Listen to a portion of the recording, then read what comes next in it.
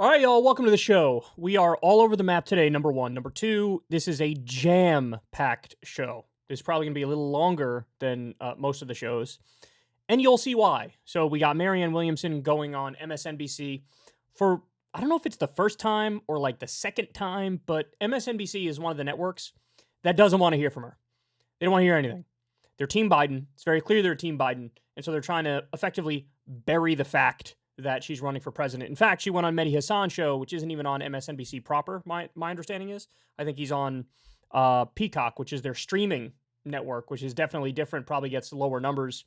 And I like Mehdi Hasan, right? But it's just, it's kind of like that's a little buried. The show's a little buried.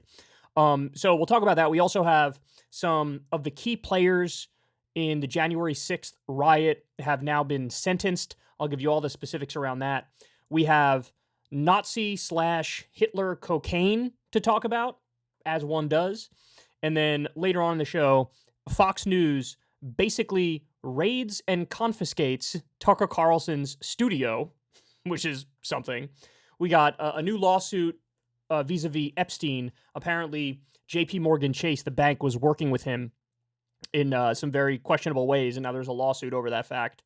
And then we also have Donald Trump under investigation by Jack Smith, of course, the classified documents case. But now it looks like things are heating up a little bit because there's evidence that Trump was showing his classified and top secret information to either his friends at Mar-a-Lago or there was some sort of a illegal relationship with the Saudis, which is both a bombshell and the least surprising thing anybody's ever heard ever, because as you all know, Jared Kushner took $2 billion from Saudi Arabia. By the way, all the people who shout and whine and bitch and moan about Hunter Biden and, how corrupt he is, which, by the way, fair enough, right? Like, I'm not arguing against that. I think that's probably true. But however corrupt Hunter is, Jared Kushner has far surpassed him. Jared Kushner is grandmaster level with bribery and corruption by taking billions from a blood-soaked regime, a genocidal regime that's currently massacring people in Yemen. Okay, so without further ado, let's go ahead and dive into it here. Marianne Williamson went on MSNBC. She went on Mehdi Hasan show. Now, look, I got nothing against Mehdi Hasan. In fact, oftentimes I like the guy. I think he's much better than almost any other host that's in that mainstream sphere. Now, he's on Peacock, which is their streaming network, so his show is like a little bit hidden.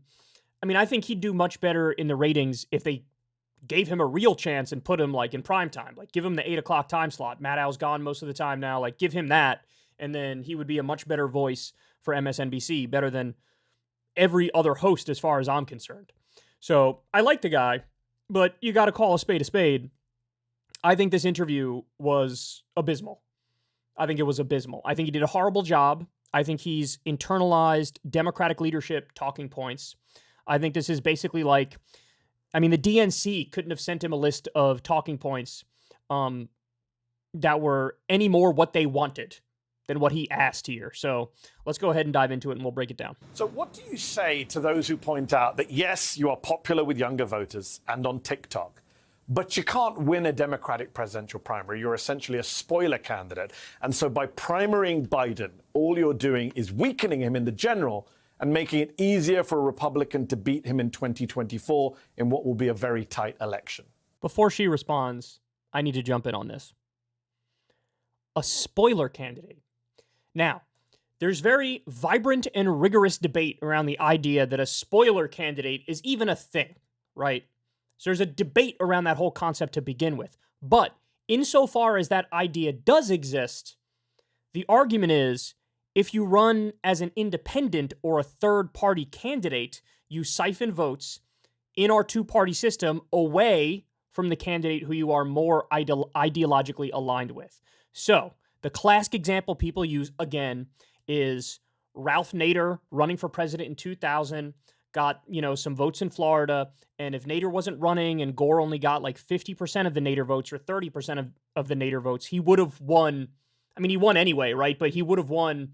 Even on election night, Gore would have had a big enough lead where it would have been called for him, right? So that's the argument of a spoiler candidate. Another one they like to make is the Jill Stein argument. It's a bit of a stretch. It's a bit of a stretch in both cases. It's a really big stretch vis-a-vis Jill Stein. But that's the argument. Mehdi Hasan is bringing up the notion of a spoiler candidate when Marianne Williamson is running in the Democratic primary. Spoiler to what? I mean, what's embedded in Mehdi Hasan's point is basically that Joe Biden is entitled to the Democratic nomination. Well, Mehdi, I don't agree. I don't agree. And millions of people around this country don't agree. Now, in the final tally of things, perhaps Joe Biden wins. Okay. But the idea that, he can't be challenged by somebody, and he can't be challenged by somebody who comes in at the ground floor level, which, by the way, is where people come in, right? Like, very few people launch, and it's like immediate that, oh, you're tied with the current incumbent president. No, that doesn't really happen. So what are you saying? You're saying nobody should challenge him in any way, shape, or form, and just accept it. So Joe Biden is entitled to the nomination. This is like some weird royal birthright bloodline type thinking, right? Like, this is very primitive, old school thinking. But really, it's just that conventional wisdom bubble thinking, like anything and everything to protect the corporate establishment Democrats. And perhaps he's been at MSNBC a little too long because it seems like he's internalized these ridiculous ideas. Him in the general and making it easier for a Republican to beat him in 2024 in what will be a very tight election. Well, there are two things about what you said. First of all, you said I'm a spoiler candidate. I'm not a spoiler candidate. I'm running in a primary. So you can't be a spoiler if you're running in the primary. The second thing you said was this narrative, you can't win. Isn't that what people said about Donald Trump? I will win if people vote for me. I believe that in a democracy, people should have as wide an array of options before them as there are candidates running on agendas. That's what a democracy is. We need to protect our democracy right now. That's obvious to everyone. The way you protect your democracy is by using your democracy. Candidate suppression is a form of voter suppression. So this idea that I'm a spoiler, no, I'm not a spoiler. I'm a candidate in a primary, and it's very important, I believe, that the president debate me, that the president debate any other people who are challenging him. At a time like this, when the fascists are clearly at the door, we should be having a very serious conversation about what it will take to defeat them, and not just accepting what the DNC has to say because a few elites have decided it's going to be Joe Biden. Well, if you're a viewer of the show, and I don't know if you are or not, I'm very clear about the fascist threat, which is why I worry about a divided opposition to a fascist threat. And just to be clear, you're right, Donald Trump did win. If you're so worried about unity to defeat a fascist threat, which it's not like that's an unfair position, right? Like, that's fair enough. Plenty of people believe that. You need to be united in order to defeat the rise of the far right, the rise of fascism. Why not line up behind Marianne Williamson, who's more progressive, who's a better leftist, who's in favor of things like universal health care, free college, a living wage, more people in unions, ending the wars, getting money out of politics, free, paid vacation time, paid maternity leave, paid sick days.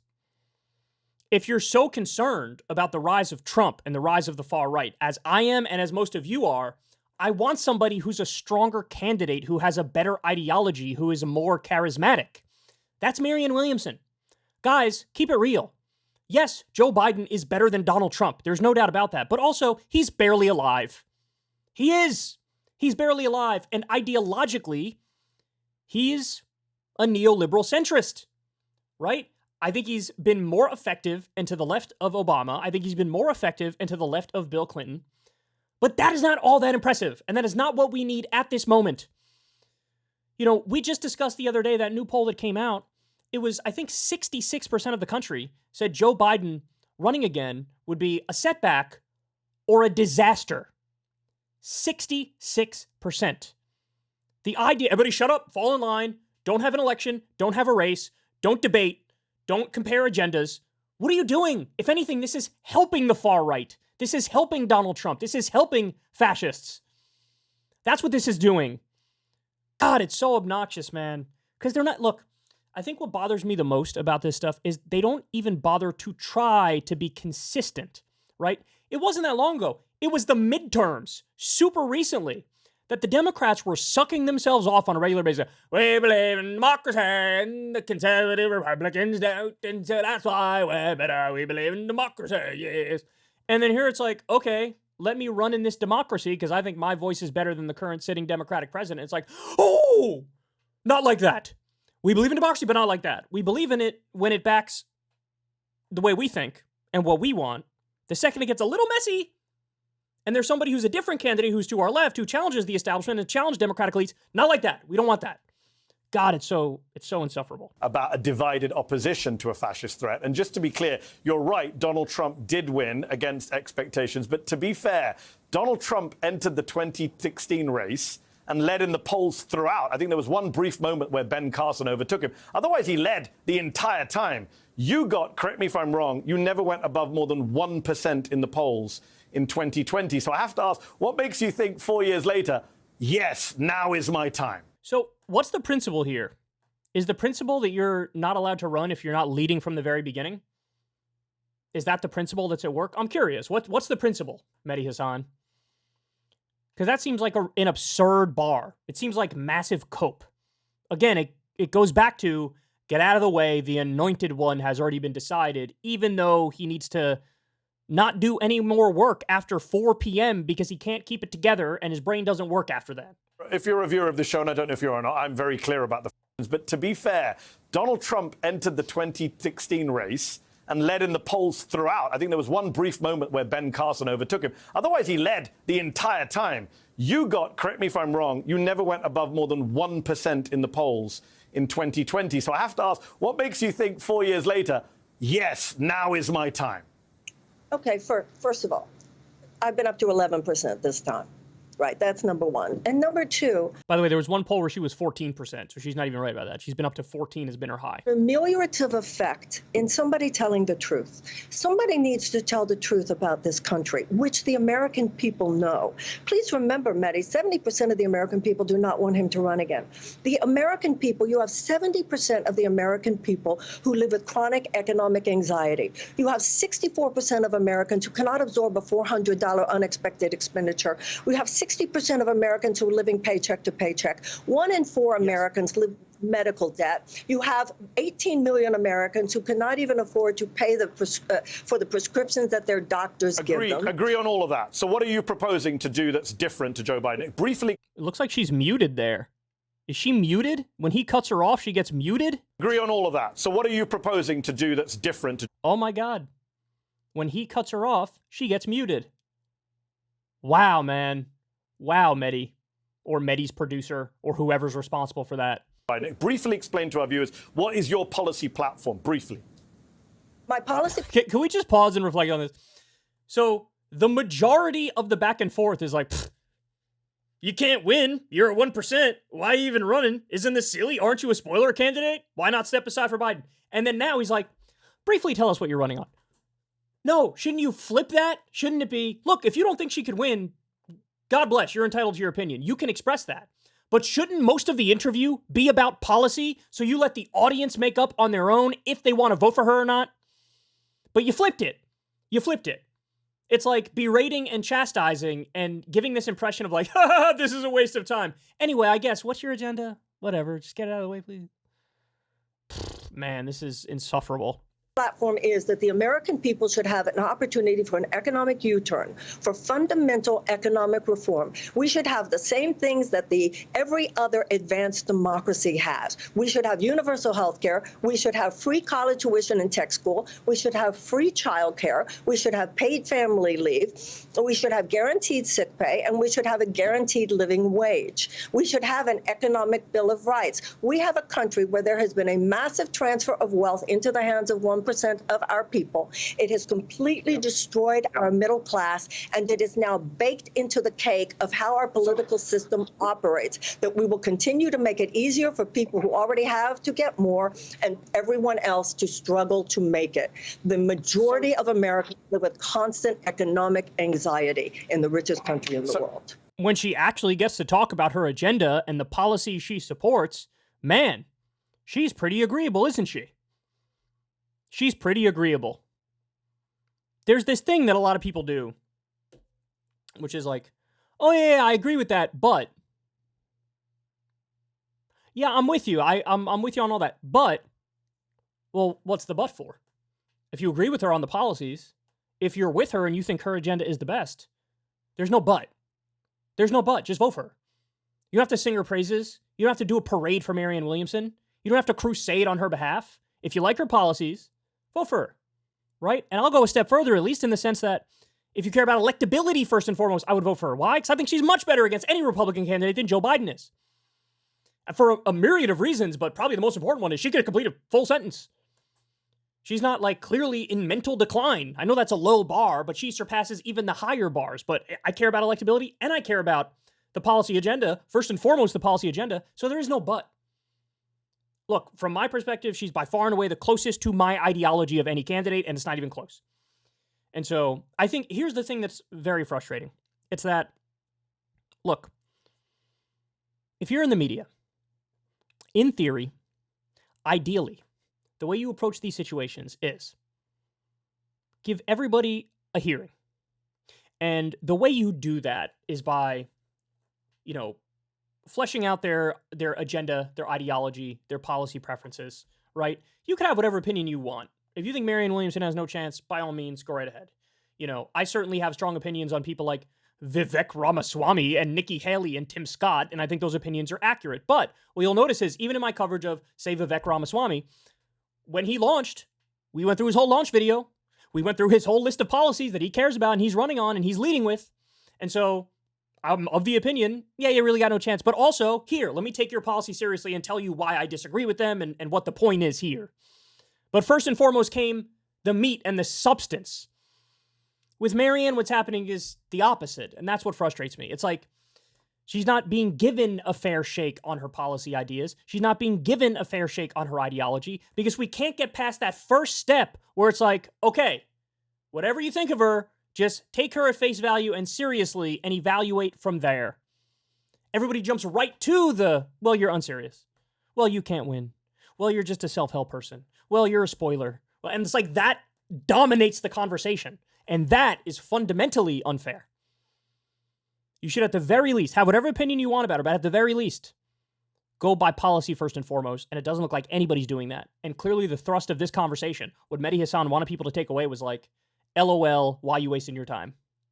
Well, maybe it wouldn't be a waste of time if people in the media were as open-minded as the public is when it comes to looking at other candidates.